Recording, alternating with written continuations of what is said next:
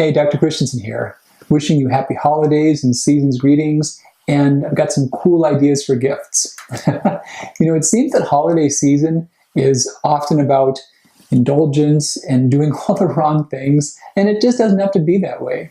In improving your health, it's really about redefining your values, and it's really about creating a lifestyle and creating an identity.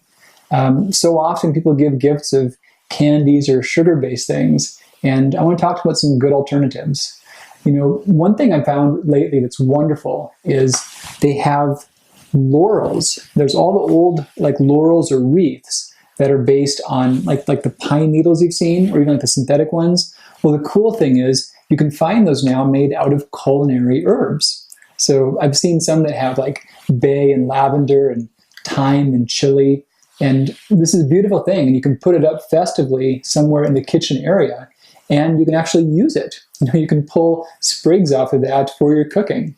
So the cool thing about that is they're decorative, they're totally festive, but there's also a real subtle message they give someone about the value of making things from scratch and using natural flavorings. And it's great, the culinary spices, they've been used for so long for good reason. They're all big nutritional powerhouses, and they're all herbs that have amazing healing properties. So the more you can really get familiar with them and use them and have access to them, the better. And teaching others about them is only helpful, only great. Another good idea, there's some really beautiful, elaborate tea sets you can find. And there are many that are now made carefully with materials that are not lead-based. Sad thing is that many versions of porcelain do leach higher amounts of lead. And I'm a big fan of the whole ritual of hot beverages. And tea itself, caffeine or not, there's data showing that it's quite healthful. Regular teas have a variety of great antioxidants. There's epicatechin galates that are in them.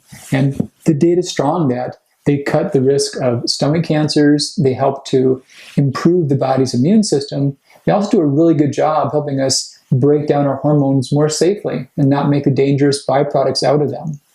Have you tried white tea before? It's really good stuff. So regular tea, there's green tea, which is just the leaves of the plant. Then we've got black tea, which iced tea is made from, or regular typical English teas.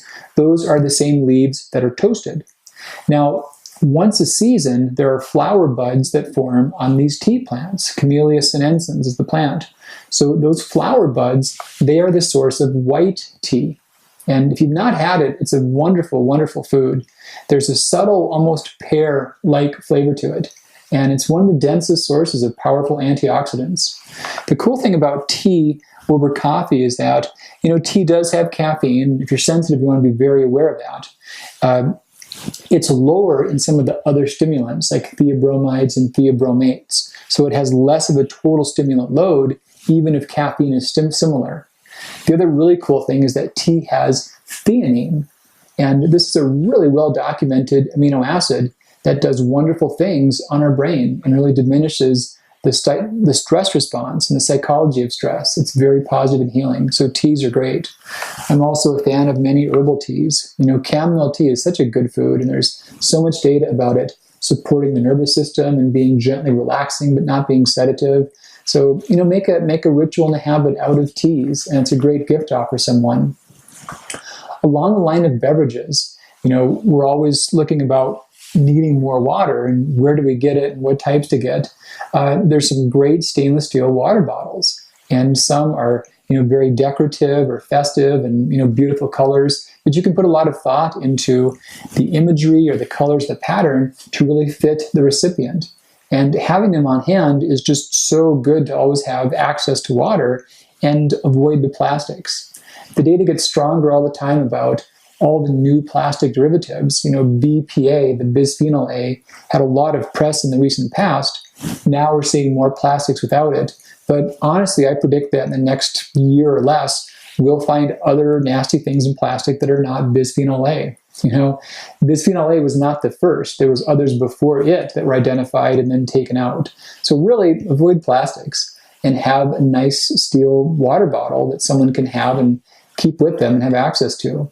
There's even some nowadays that have straws and systems that do filtration, that do carbon filtration. So you can have water really most anywhere on the go and have it cleaned and filtered and very effective and safe.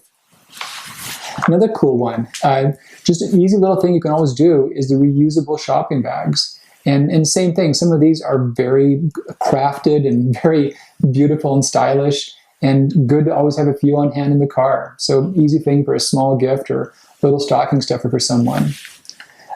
Along the idea of food and cooking, a real fun thing are the culinary herb micro gardens. So on a windowsill, or even somewhere just on a counter surface area, you can have a garden growing of things like chives or basil or mint, and having access to fresh herbs as you're making things is just so powerful. And that's a fun gift to give. On those same lines, sprouting trays. Have you ever done your own sprouts before? It's a lot of fun, and it's crazy easy. Kids love to do it, and you get some really good foods out of that. Most trays, sprouting trays, are simple mesh trays with a lid on the bottom. And the idea is you take some seeds or nuts or even certain intact whole grains, you'll soak them overnight, and then just pour them in that tray and cover it with a towel. And once or twice a day, depending upon which ingredient, you give it a rinse and just cover it over again. It's all the work there is. After the course of about a week or so, you've got this thing full of ready-to-eat, amazingly good sprouts. They're crazy dense in nutrients. You could give someone a sprouting tray and then also some seeds to sprout. Broccoli seeds are really cool. Broccoli is a food, we know it and love it. One of the best parts about broccoli is this thing called sulforaphane. And sulforaphane is the most powerful way we know to engage our most powerful internally made antioxidants. There's this pathway called NRF2, and there's so much science just like pounding on the door of NRF2 and how do we make more of this? It cuts our cancer risk, it helps our longevity, it helps our detox. The list of benefits is almost endless. And sulforaphane is one of the best ways to raise it. So broccoli has that. Check this out, broccoli sprouts have 30 times the sulforaphane in broccoli. So great thing. Another fun thing to send in with someone with their sprouting tray is some flax seeds. I bet you've never had flax sprouts before. They're the most amazing food. They've got good omega-3 fats. They're also very high in lignans, which have good effects upon the bacteria. They keep you slim.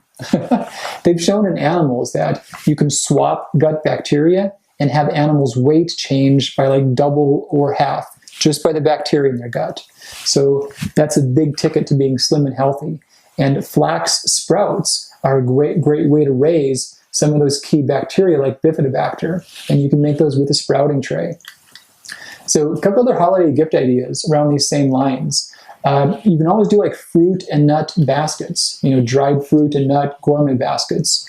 Take a look at the ones that are free of sulfites, some of the preservatives, and you can find those readily. Those are pretty cool if you're shipping something to someone. They've got a long shelf life.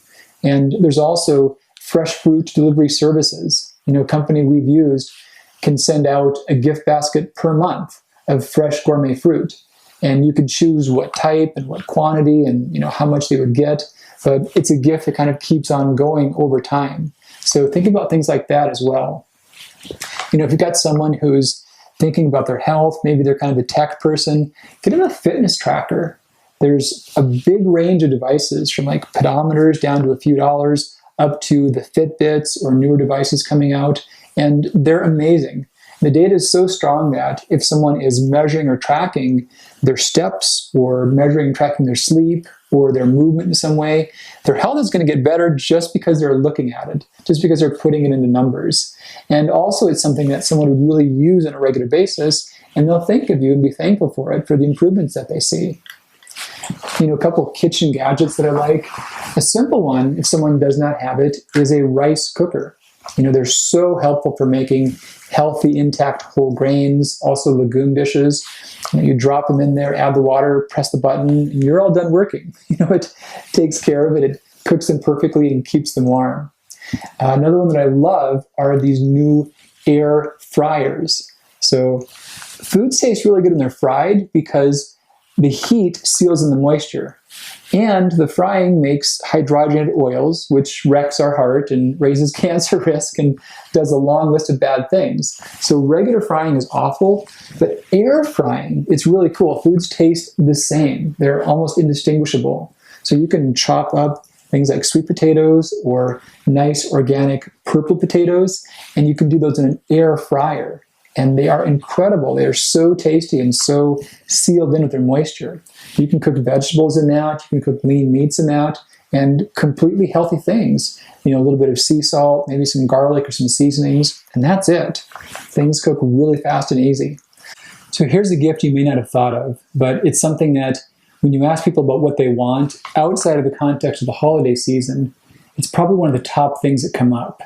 So think about this yourself. If someone said, hey, here's a magic wand, what would you want to make out of this? Many would say, I just wish I had more time. What if you could give someone the gift of time, of your time, your attention, or more free time, more downtime? And think hard about that and ways you can play that out. You know, our lives get so fast-paced and so hectic and so chaotic. What if you gave your kids, look, here's a weekend of your choosing, and this can play out however you want.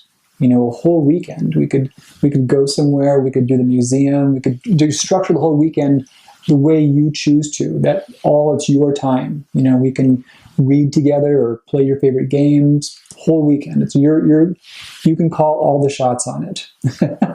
Or think about maybe if you have people you work with. What if you could free up some of their time? Maybe they could have some extra time off. They could be off with their families, doing what's important to them. You know, how powerful would that gift be? Or maybe your spouse or your loved one, what if you could give them the gift of a couple of evenings to where you will be focusing on them? And really the same idea as the kids, just their interests, how they would like to spend it, just the attention. You know, it seems different and counterintuitive, and that's a good thing. Our lives are often so frantic, and it's not for lack of things. It's often just lack of depth of experience, you know, true intimacy and close attention. And those things are all about time. So think closely about your loved ones and how could you really give them the gift of time. Tons of research has shown that experiences count 10 times above things as far as how memorable they are and how important they are to you in ways that last. So give the gift of time this holiday season. See how that works out. Take great care. We'll talk some more soon.